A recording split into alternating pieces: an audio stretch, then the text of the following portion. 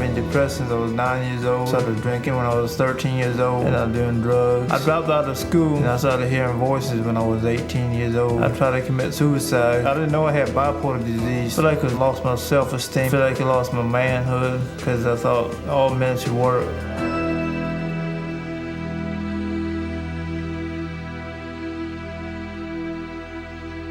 If you talk to a person that's really, really mentally ill, one of the first things that they will probably tell you is that they wish they could go to work. I was trained 20-something years ago, and my training basically taught me that people with mental illness would never work. Our clients' biggest desire is to lead a normal lifestyle. A lot of them will tell you that I'd like to be like I was before I was sick. I would like to get a job, become more independent. If I thought that I would now be looking at people that were this ill that were actually in the workforce, I know that I would have believed it. We were actually approached to participate in a new venture, and that venture was really the marrying of the Vocational Rehabilitation Agency in a state with the Mental Health Agency. The collaboration between vocational rehabilitation and mental health historically has not been the strongest it could be.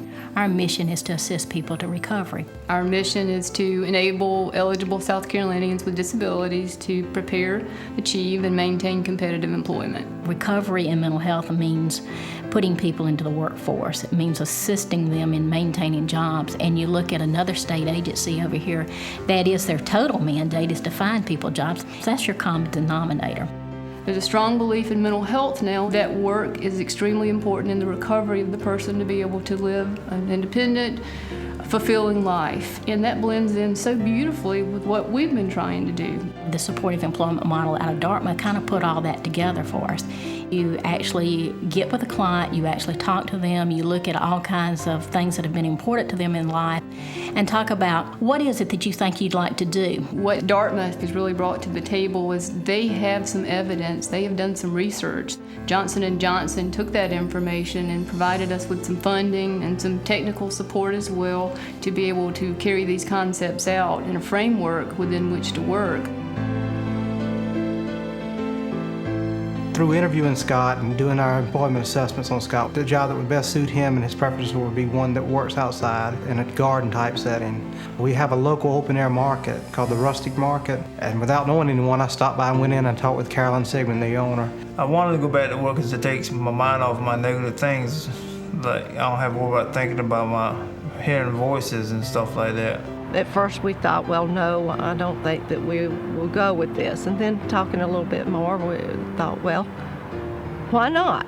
Give it a try, because everybody needs a chance. People may view them as different, as having mental illnesses, but after a couple of days or a week or two of working, I don't think anyone notices it anymore. They just take them for the individual that they are. If I have a problem with Scott and I don't know how to deal with it, I can turn to our psychiatrist, I can turn to our counselor for advice. I like the feeling of having support behind me. So far, it's working pretty well. Feel happy. It makes me feel like I don't have to depend on somebody no more.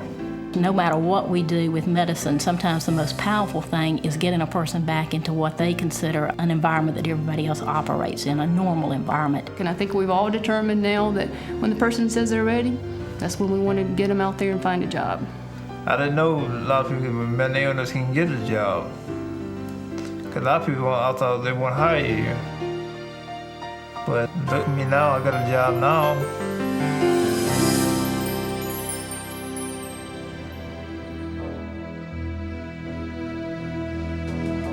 The first time I ever got depressed, I didn't really realize it as depression. I was only sleeping about 3 or 4 hours a night, actually waking up, gagging. After losing the job, I lost my house to tax sale. My self-worth is just nothing. I had a dream about committing suicide. I couldn't take it anymore. I realized I had a real problem.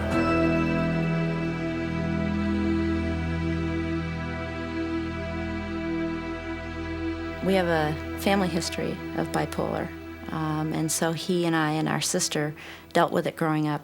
After I got out of the hospital, I got admitted into what's called Green Mountain Workforce, which helps put people with a mental illness back into the workforce. I didn't know what to do myself, and didn't know what to do at all as far as working again.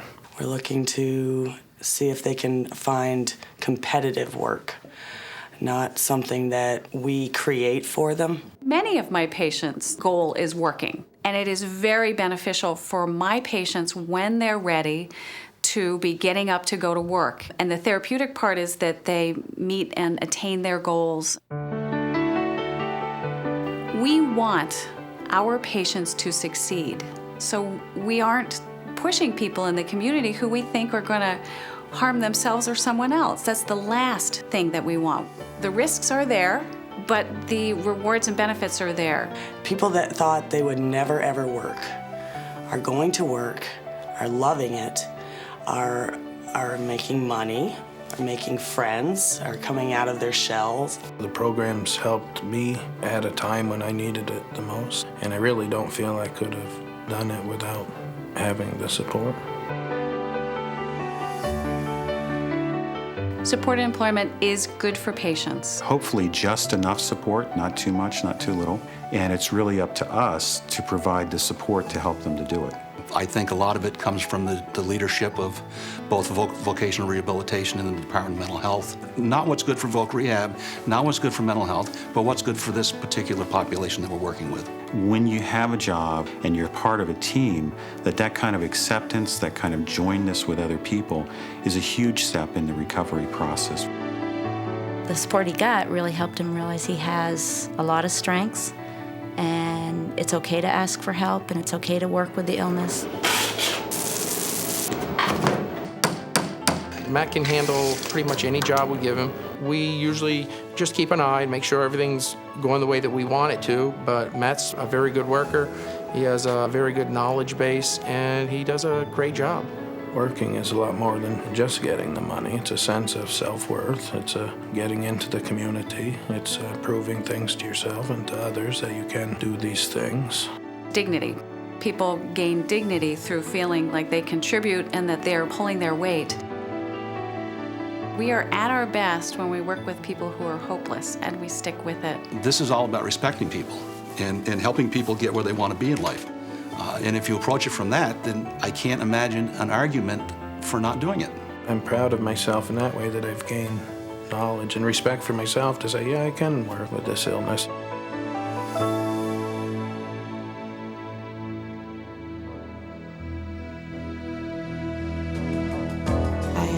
Illness that caused me to be in the hospital. I was diagnosed with schizophrenia. My mother, she wasn't there for me. Many people called me retarded. I thought I was too fat. I was afraid that they would hurt me. I was raped. It was a difficult time for me.